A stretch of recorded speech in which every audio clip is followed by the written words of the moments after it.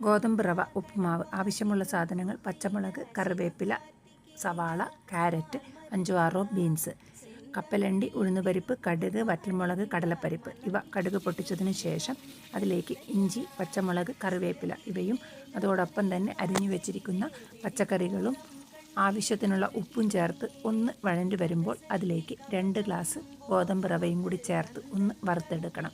ഗോതമ്പ് റവ കഴുകിയും കഴുകാതെയും ചേർക്കാം. കഴുകാതെ ചേർക്കുകയാണെങ്കിൽ പെട്ടെന്ന് ഒന്ന് ചൂടാക്കിയെടുത്താൽ മതി. കഴുകുകയാണെങ്കിൽ അതിലെ വെള്ളം പൂർണ്ണമായും വറ്റിച്ചെടുത്ത് നന്നായി ഒന്ന് വറുത്തെടുക്കണം. അല്പം സമയം കൂടുതൽ എടുക്കും, അത്രമാത്രം. 1 ഗ്ലാസ് സൂചി ഗോതമ്പ് റവയ്ക്ക് 2 ഗ്ലാസ് വെള്ളം എന്ന തോതിൽ വെള്ളമൊഴിച്ച് കുക്കറിൽ 2 വിസിലടിപ്പിക്കണം. 1 വിസിൽ ഫുൾ ഫ്ലെയിമിലും പിന്നീട് ഗ്യാസ് ഫ്ലെയിം ഒന്ന് സിമ്മാക്കിയതിന് ശേഷം 1 വിസിലും കൂടി അടിച്ചാൽ അത് കഴിയുമ്പോൾ ഗോതമ്പ് റവ ഉപ്പുമാവ് തയ്യാറായി.